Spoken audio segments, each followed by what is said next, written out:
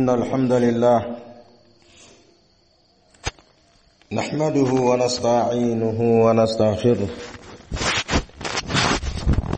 ونعوذ بالله من شرور أنفسنا ومن سيئات أعمالنا من يهده الله فهو المهتد ومن يضلل فلن تجد له وليا مرشدا وأشهد أن لا إله إلا الله وحده لا شريك له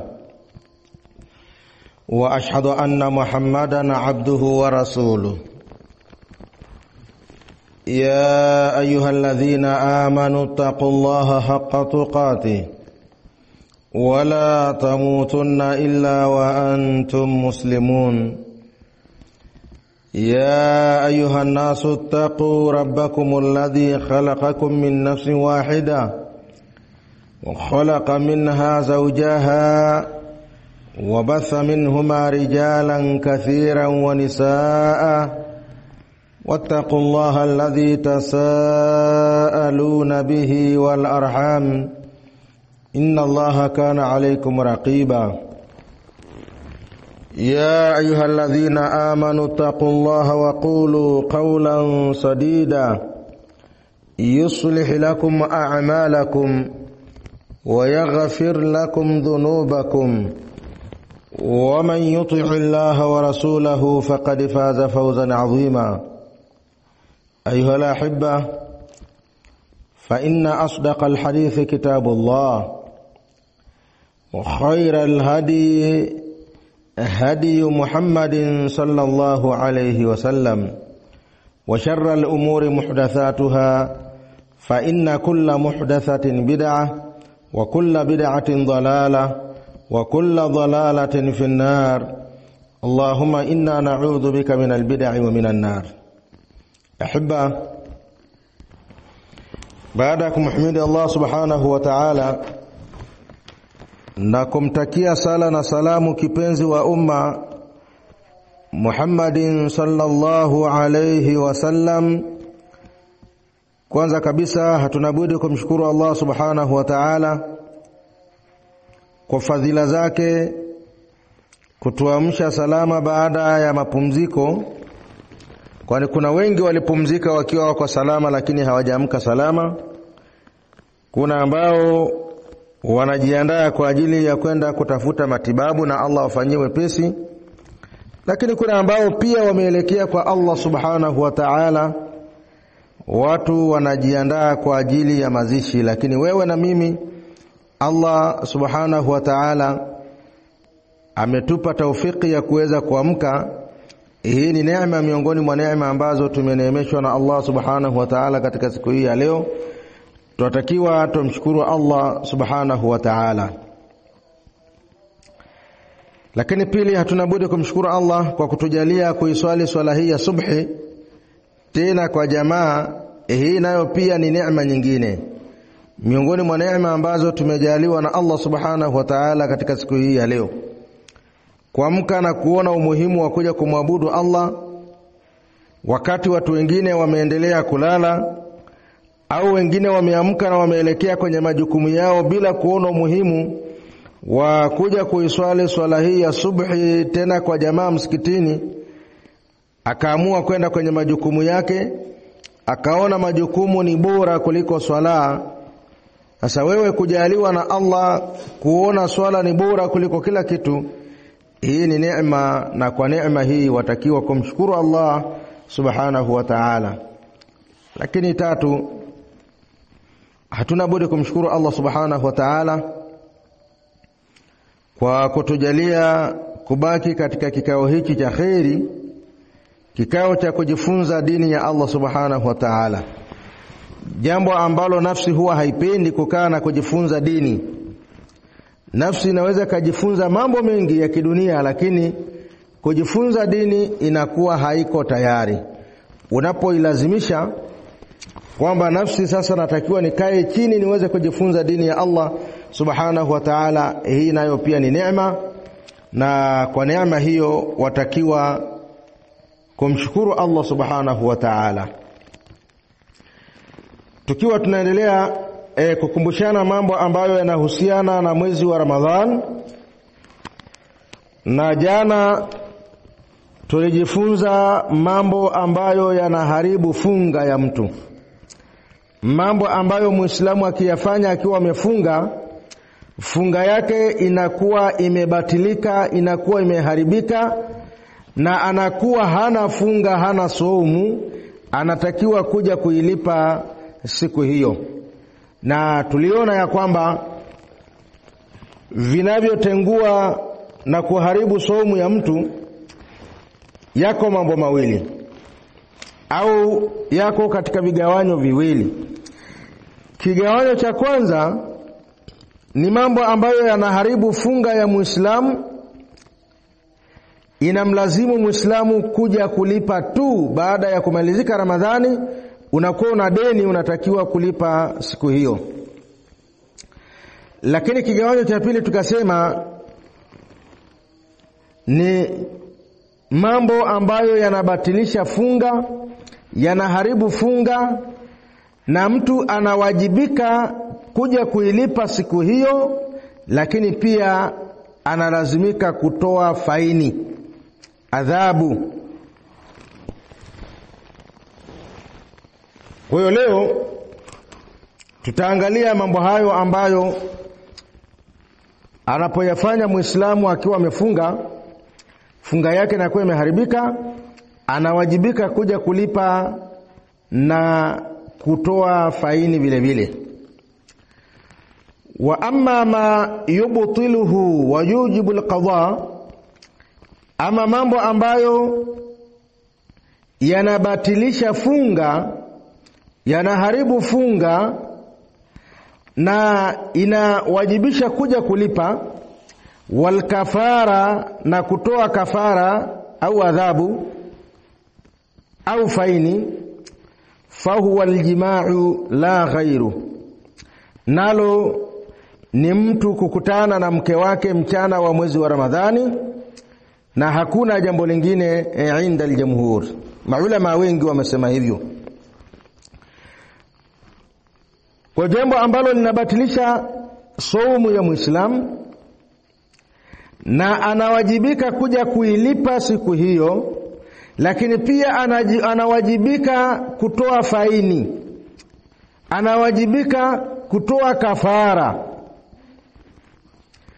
ni aljima'u, ni mtu kukutana na mke wake mchana wa mwezi wa Ramadhani, mtu kumuingilia mke wake mchana wa mwezi wa Ramadhani. Katika hadithi ya Abu Huraira radhiyallahu anhu, Abu Huraira anasema, jaa rajulun ila an-nabiy sallallahu alayhi wasallam faqal, alikuja mtu mmoja kwa Mtume sallallahu alayhi wasallama akasema, halaktu ya Rasulullah, nimeangamia ewe Mtume wa Allah. Amekuja mbio mbio akafika kwa Mtume sallallahu alayhi wasallama mchana wa mwezi wa Ramadhani, akasema, ya Rasulullah, ewe Mtume wa Allah, nimeangamia. Qala, Mtume akasema, wama ahlakaka, ni kitu gani kilichokuangamiza? Umeangamia na nini? Umefanya nini mpaka ukawa umeangamia? Umeangamizwa na nini? Qala, yule bwana akasema, waqa'atu ala imraati fi Ramadhana, nimemuingilia mke wangu mchana wa mwezi wa Ramadhani nikiwa nimefunga. Faqala, Mtume akamwambia, hal tajidu ma tu'tiqu raqaba, je, una uwezo wa kupata gharama ya kuweza kumwacha mtumwa huru? Una uwezo huo, una gharama, una pesa ya kuweza kumnunua mtumwa na kumwacha huru, ili uweze kusamehewa kutokana na kosa lako hilo ulilofanya? Qala la, yule bwana akasema, hapana, sina uwezo huo ya Rasulullah. Qala, mtume akasema, hal tastati'u an tasuma shahrayn mutatabi'ain, je, unaweza kufunga miezi miwili mfululizo? Kwa kosa hilo ulilofanya, kama umeshindwa kuacha mtumwa huru, huna uwezo, wewe ni maskini, je, unaweza kufunga miezi miwili mfululizo siku 60? Qala la, yule bwana akasema hapana, afya ni mgogoro, siwezi kufunga siku hizo, siku 60 siwezi, afya yangu hairuhusu kufanya hivyo. Qala, mtume akamwambia, fahal tajidu ma tut'imu 60 miskinan, je, una uwezo wa kuwalisha masikini 60? Una uwezo wa kuwalisha maskini 60? Uwezo huo unao? Ala la, akasema hapana. Qala, akasema mpokezi wa hadithi hii, thumma jalasa, kisha akakaa. Fautiya an-nabiy sallallahu alayhi wasallam bi'araqin fihi tamrun, mara akaletewa mtume sallallahu alayhi wasallama chombo ambacho ndani yake kuna tende. Mtu ametoka kule alikotoka, ameleta sadaka kwa mtume, sadaka ya tende, akamkabidhi mtume. Faqala, mtume alipokabidhiwa tende hizo akasema, akauliza, yule bwana aliyefanya kosa hili yuko wapi? Akajitokeza akamwambia, ni mimi ya Rasulullah. Akamwambia, chukua hizi tende, tasaddaqi bihadha, nenda ukatoe sadaka kwa tende hizi, kutokana na kosa lako ulilolifanya, na haukuwa na chochote cha kuweza kutoa, lakini pia hauna uwezo wa kufunga siku 60 mfululizo. Chukua tende hizi, nenda ukatoe sadaka ili uweze kusamehewa kosa lako na Allah subhanahu wa ta'ala. Qala, yule bwana akasema, fahal ala afqari minna, hivi kuna watu ambao ni mafakiri kutushinda sisi? Hivi kuna watu ambao wanahitajia kupewa kama sisi katika maeneo haya?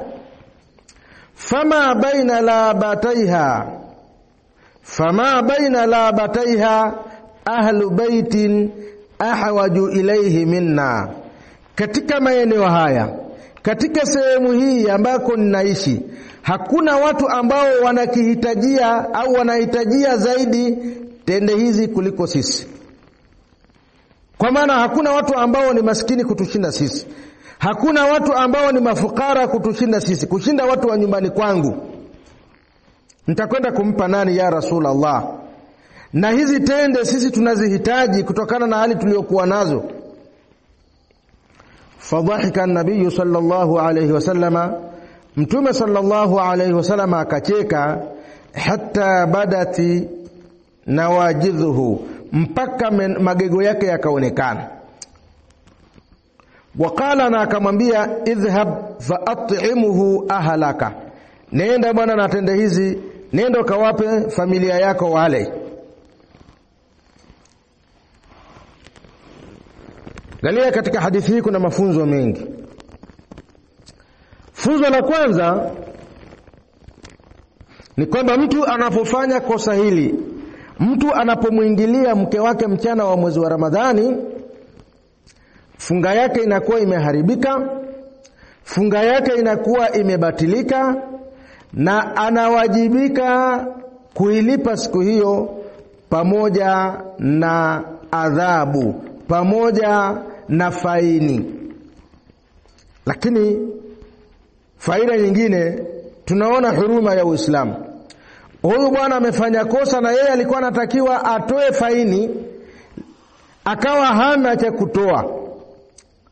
Baadaye mtume akaletewa kitu ambacho mtu amekileta kwa ajili ya kutafuta thawabu mbele ya Allah subhanahu wa ta'ala. Mtume akaona ampe yule bwana ili achukue tende hizo, akatoe sadaka, awape watu, ili iwe ni sababu ya yeye kusamehewa makosa yake na Allah subhanahu wa ta'ala. Lakini mwisho wa siku huyu bwana akawa amezingangania hizo tende, kwamba katika maeneo yetu tunakoishi, katika sehemu yangu ninakoishi, hakuna watu maskini kutushinda sisi, hivyo tende hizi zitatufaa sisi, zitanifaa mimi na familia yangu. Mtume sallallahu alayhi wasallam akacheka, akamwambia, chukua tende hizi, nenda ukawape familia yako, ukatoe sadaka kwa familia yako, na utakuwa umesamehewa makosa yako na Allah subhanahu wa ta'ala. Wa madhhabu al-jumhur, na madhehebu ya jumhur, maulama wengi, maaima wengi, anna al-mar'ata war-rajula sawa, hakika mwanamke na mwanaume wako sawa sawa fi wujubil kafara, katika uwajibu wa kutoa kafara, alaihima, juu yao.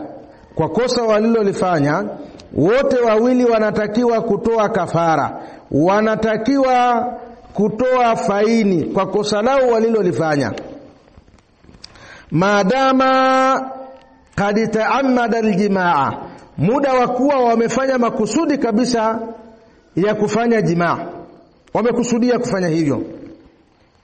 Mukhtaraini fi nahari ramadhana, wamefanya hivyo wakiwa na hiari, kwa hiari yao wakaamua kufanya hivyo mchana wa mwezi wa Ramadhani. Na waini asiyam, na hali ya kuwa walikuwa wamenuia kufunga, walikuwa wamefunga, lakini mwisho wa siku wakaamua kufanya kitendo hicho kwa makubaliano, kwa maridhiano. Maulama wengi wanasema wote wawili wanatakiwa kuilipa siku hiyo na kutoa kafara na kutoa faini. Fa in waqa al-jima'u nisyanan, kama watakuwa wamefanya kitendo hicho, wamekutana kwa kusahau kwamba walikuwa wamefunga, au lam yakuna mukhtaraini, au wakawa wamefanya hivyo lakini sio kwa hiari yao, wamefanya kitendo hicho lakini sio kwa hiari yao, bi an ukriha alayhi, mfano wakawa wamelazimishwa kufanya hivyo, akajitokeza mtu amewashikia silaha akawalazimisha kufanya hivyo. Au lam yakuna nawiyaini asiyam, au wakawa walikuwa hawajafunga, yawezekana ima wako safarini au wote ni wagonjwa hawajafunga. Fala kafara, hapo hakuna kafara, ala wahidin minhuma, kwa yeyote kati ya wawili hao hakuna kafara. Kwa hiyo hapata kuwa na kafara kama watakuwa wamefanya kitendo hicho kwa kusahau, au wamefanya kitendo hicho kwa kulazimishwa, au wamefanya kitendo hicho wakiwa hawajafunga.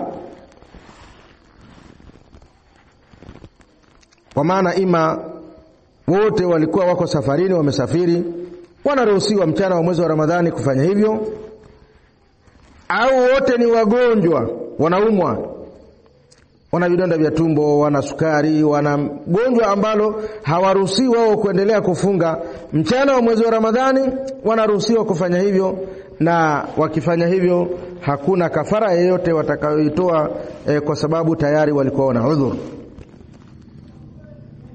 Fa in ukrihatil mar'atu min ar-rajuli, ikiwa mwanamke atalazimishwa na mume wake kufanya kitendo hicho, mwanaume akalazimisha, bwana nimefunga au tumefunga, achana na mambo haya, mwanaume akalazimisha kwa nguvu kufanya kitendo hicho, au kanat muftira li'udhurin, au mwanamke yeye alikuwa amefungua kutokana na udhuru ambao alikuwa nao, wajabatil kafaratu alayhi dunaha, ni wajibu kutoa kafara kwa mwanaume na si wajibu kutoa kafara kwa mwanamke, kwa sababu aliyelazimisha kitendo hicho ni mwanaume, kafara itamhusu yeye.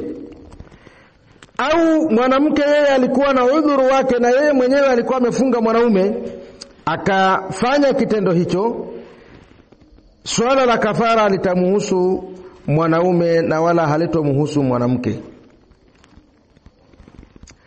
Wa madhhabu Shafi'i, na madhhabu ya Shafi'i, annahu la kafara ala almar'ati mutlaqan. Wao wanasema kwamba mwanamke hana wajibu wa kutoa kafara moja kwa moja, la fi halati al-ikhtiyar, si kwa kufanya kitendo hicho kwa hiari yao, kwa ridhaa yao, wala fi halati al-ikrahi, wala si kufanya kitendo hicho kwa kulazimishwa.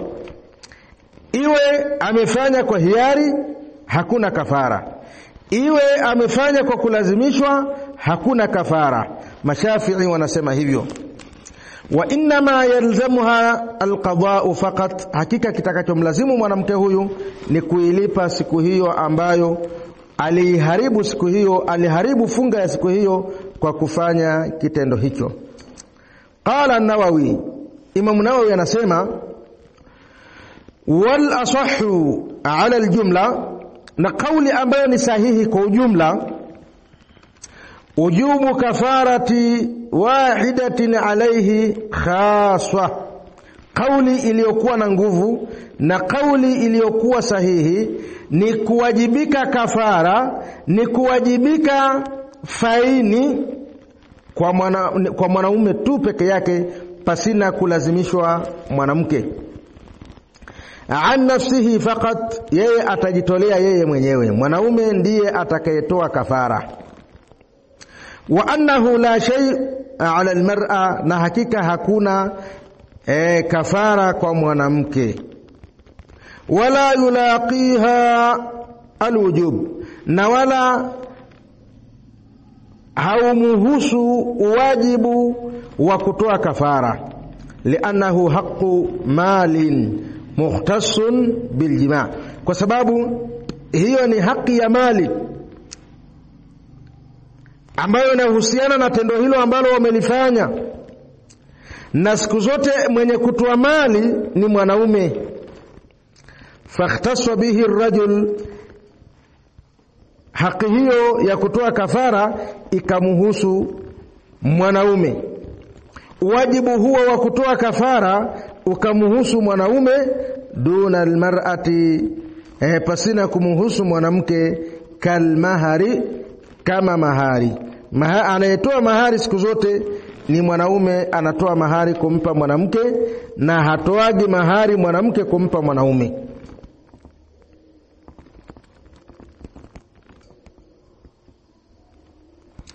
Qala Abu Daud, suila Ahmad.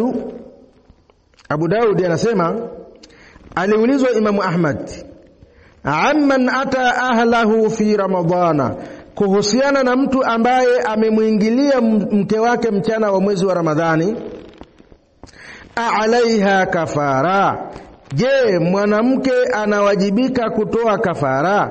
Je, mwanamke anawajibika kutoa faini kwa kitendo hicho kilichofanyika mchana wa mwezi wa Ramadhani? Qala, Imam Ahmad akasema, ma sami'na anna ala almar'ati kafara. Asema sisi hatujawahi kusikia kwa alimu yeyote, hatujawahi kusikia kwa yeyote kwamba mwanamke anapotokea amefanya kitendo hicho mchana wa mwezi wa Ramadhani anawajibika kutoa kafara, anawajibika kutoa hiyo faini. Hatujawahi kusikia alimu anazungumza maneno hayo. Hatujawahi kusikia mtaalamu yeyote wa dini anazungumza mambo hayo, kwamba jambo hilo linamhusu na mwanamke pia. Qala fil Mughni, amesema katika kitabu kinachoitwa Al-Mughni, Al-Mughni ya Ibn Qudama. Ibn Qudama anasema, wa wajhu dhalika, na wajihi wa hilo, anna nabiy sallallahu alayhi wasallama, ni kwamba mtume sallallahu alayhi wasallama amara alwati'a, alimamrisha yule ambaye alimuingilia mke wake fi ramadhana, katika mwezi wa Ramadhani, an yu'tiqa raqaba, amwache mtumwa huru. Walam ya'mur fil mar'ati bi shay'in, na hakuamrisha kwa mwanamke jambo lolote, ma'a ilmihi biwujudi dhalika, pamoja na kujua kwamba mwanamke naye amehusika katika hilo. Huyo bwana alipokwenda kushtakia kwa Mtume, alipokwenda kulalamika kwa Mtume, anataka maelekezo kutokana na kosa ambalo amelifanya. Alipofika kwa Mtume sallallahu alayhi wasallama, akamwambia, nimeangamia ya Rasulullah. Mtume akamuuliza, kilichokuangamiza ni nini? Akasema, nimemuingilia mke wangu mchana wa mwezi wa Ramadhani. Kwa Mtume alikuwa anafahamu kwamba kuna mwanamke, kuna huyu mwanaume. Akatoa maelekezo kwa mwanaume tu na hakutoa maelekezo yoyote kwa mwanamke, pamoja na kwamba anafahamu kwamba mwanamke naye yupo, lakini Mtume hakusema jambo lolote kuhusu mwanamke. Kwa hiyo hii inaonyesha ya kwamba anayetakiwa kutoa hiyo kafara, anayetakiwa kutoa hiyo faini ni mwanaume na wala si mwanamke, na hii ndiyo kauli ambayo ina nguvu.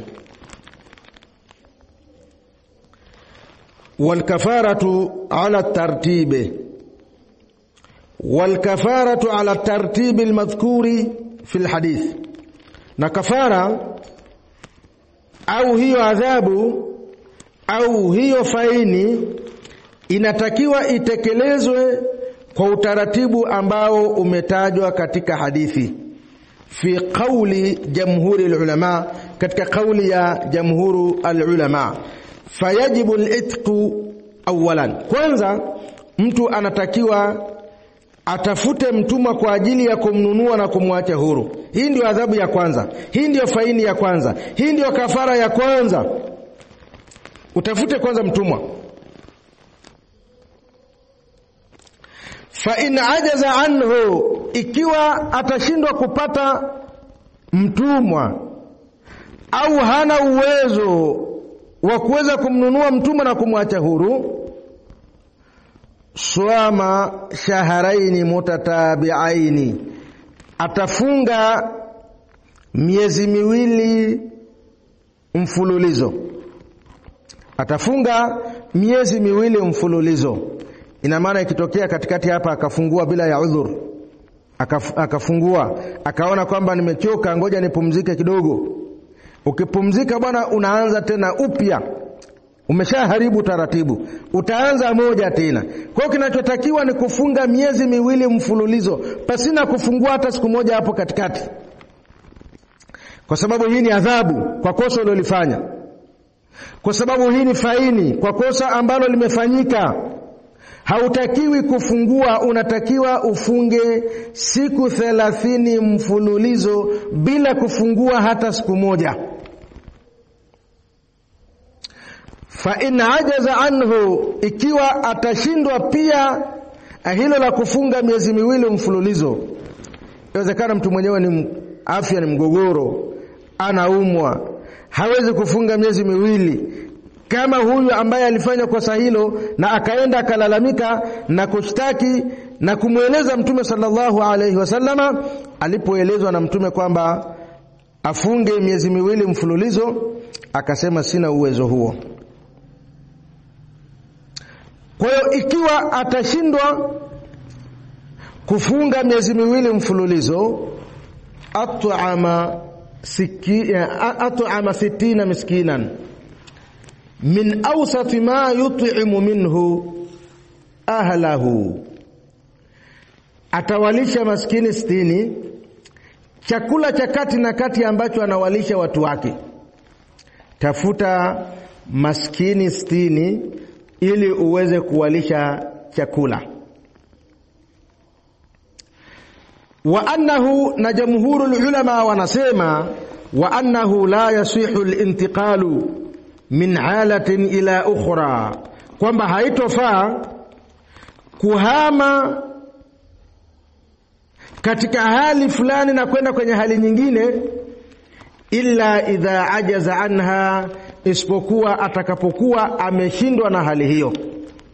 Yani mtu asije akaona kwamba kwa kuwa yeye ana uwezo wa kuwalisha maskini, basi ngoja niende nikawalisha maskini. Mimi kufunga siku 60 mfululizo siwezi, mimi nitawalisha maskini tu nimalizane na kesi hii. Jamhuri ulama wanasema hapana, unatakiwa uanze kama alivyoanza mtume kumweleza yule bwana. Uanze na kumtafuta mtumwa na kumwachia huru. Haikuwezekana au watumwa hawapo, hawapatikani,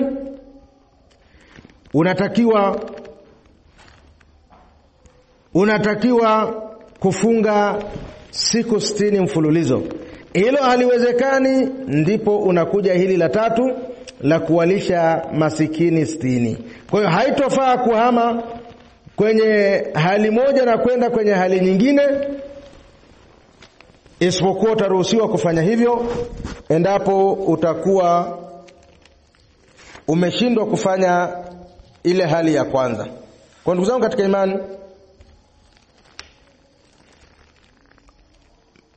jambo ambalo mtu akilifanya saumu yake inabatilika na inamlazimu kuja kulipa siku hiyo na kutoa kafara au kutoa faini, ni mtu anapomwingilia mke wake mchana wa mwezi wa Ramadhani.